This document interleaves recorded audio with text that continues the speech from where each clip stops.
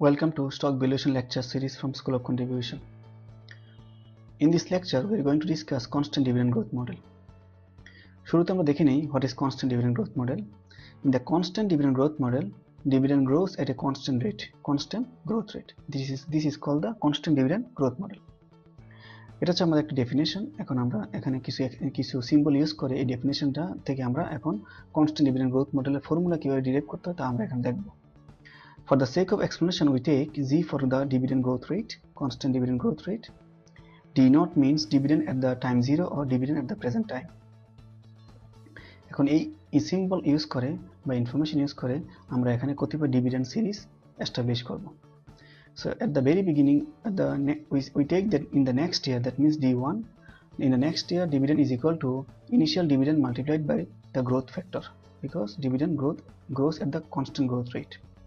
In the second year, the dividend is equal to the first year dividend multiplied the growth factor. So far we know that the first year dividend is equal to this. So if we substitute this for dividend 1, then ultimately we get this formula. That means for the second year we just compound the first year dividend by the second year at the growth rate Z. In the third year, the dividend is equal to third year dividend is equal to second year dividend multiplied by the growth factor. So we know that in this expression simplifies to delta naught multiplied by growth factor to the power cube. And in the same way, if we go to the infinite time, we can form this: the dividend at infinite time equal delta naught d naught multiplied by 1 growth factor to the power infinity. Okay, so this is the dividend stream that we can construct using this information. Now এখন আমরা এই dividend stream থেকে আমরা একটা simplified version of formula derive করতে পারবো using this following dividend stream. Okay, এখন from the previous video we know that the fundamental formula for stock valuation is this. Here D is discounted at this required rate of return. This is the second year dividend. D2 is second year dividend is discounted at the required rate of return, and the third year dividend is discounted at the required rate of return for 3 years, and the dividend at infinity is discounted at the required rate of return for infinite time. And once we sum all of these discounted values, we get the ultimate sum is equal to this present value of the share. So this is the fundamental formula for calculating the present value of shares. এখন আমরা খেয়াল করি D1 equal to this. We know D1 equal to this D0 multiplied by 1 plus Z. We just put over D0 over here. D2 equal to, we know that then D2 equal to D0 multiplied by 1 plus Z whole square.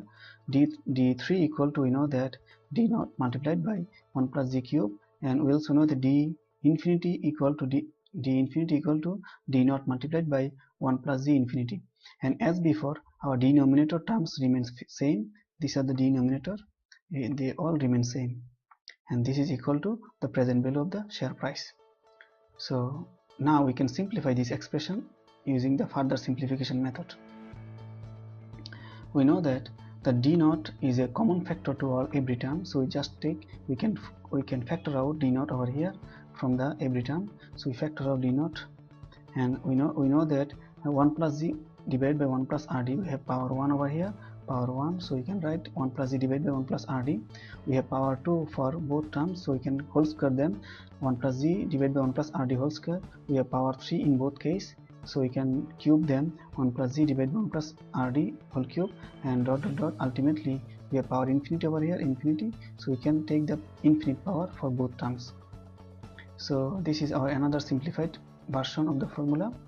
Now we can simplify it further, letting that we let this term is equal to some unspecified number that is equal to A. So A equal to this fraction that is equal to 1 plus Z divided by 1 plus RD. Once we let A equal to this, we can write this is A square, this is A cube, and this is A infinity. So we write A plus A square, A cube, A infinity. Okay, once we do this, now we can go on for further simplification. So we know that this is a geometric term. The sum of this geometric term will reduce to these terms, and as usual we know this is D0, and we multiply by D0, and ultimately we get P naught, that's the present value of the share. Here R means the ratio between this first term to the second term, ratio of the first term to the second term. That's the rule of the geometric series. So this R equal to first term divided by the second term of the second term divided by the first term of geometric series, and then we see that a square divided by a is equal to simply a, and we know that a equal 1 plus rg divided by 1 plus rd, 1 plus g divided by 1 plus rd. So we can write r equal 1 plus g divided by 1 plus rd. In the same manner, we can substitute for r over here. This is 1 plus g divided by 1 plus rd, and 1 minus r means 1 plus rg divided by 1 plus rd, 1 plus g divided by 1 plus rd, and that multiplied by d naught, and that is equal to p naught. So in this way we can go on for further simplification.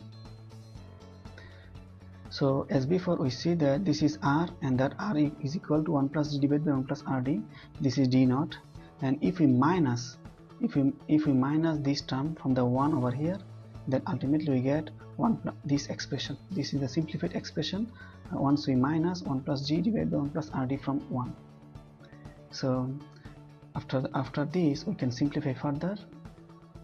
আমরা আরেকটু simplify করলে এখানে পাবো, we see that this plus 1 and negative 1 cancel out, and ultimately we are left with rd minus g over here. And if we invert this expression, this fraction, we get 1 plus g divided by 1 plus rd on the one hand, and then we get, after the inversion, we get 1 plus rd divided by rd minus g, because rd minus g go down, 1 plus rd goes top. And as usual, we see that this 1 plus rd and 1 plus rd cancel out, so we are left with 1 plus g divided by rd minus g. So delta naught multiplied by 1 plus g divided by rd minus g. So we know that from the very beginning that this is the dividend in the very beginning, this is the beginning dividend multiplied by this growth factor, that is equal to the dividend in the next year, and this is the required rate of return, this is the growth rate, and this is the final value of the share price according to the constant dividend growth model. So the formula for stock valuation under the constant dividend growth model is this: the share price is equal to next year dividend divided by required rate of return minus g. So this is the price of a share under the constant dividend growth model.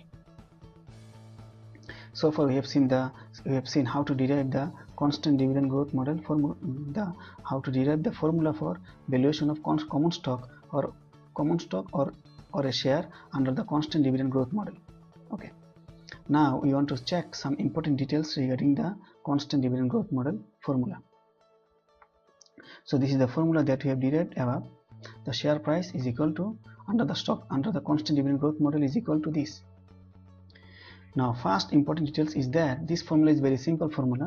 It says that if we know the dividend after one period, that means if we know the dividend in the next period, that is called delta d1, and if we know the required rate of return, that means rd. If we know the growth rate, that means if we know the required rate of return and the growth rate, we can easily calculate the present value of a share using the formula. This is very simple formula. It requires only 3 quantities to know.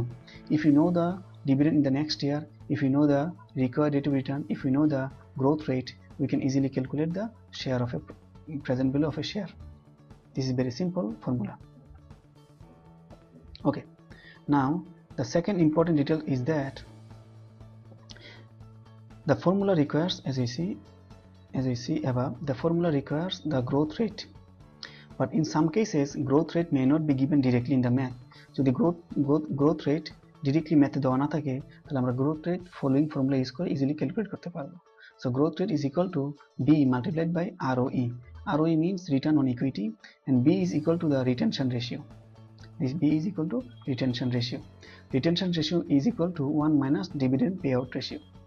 So D by E is equal to dividend payout ratio.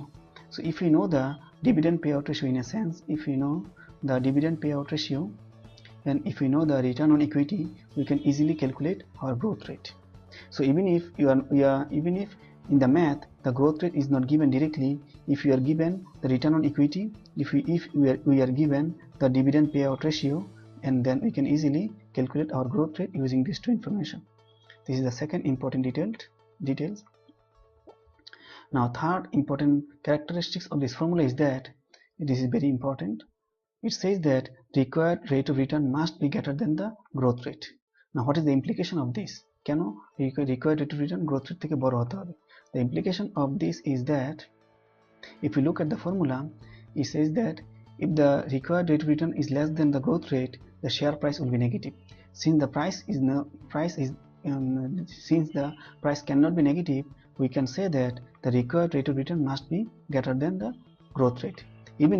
Even the required rate of return cannot be equal to the growth rate. If it is equal to growth rate, then share price will be infinite. And since price cannot be infinite, so we can say that the only condition that is to be met is that the required rate of return, that means value of RD, should be greater than the value of G. That's the strict condition we have to follow over here. Otherwise, the value of share price, the price of share or value of a share will not be realistic. Otherwise, it will come negative price or in infinite price, and both are unacceptable as a price. So we have seen the following three characteristics of this formula, of this constant dividend growth formula.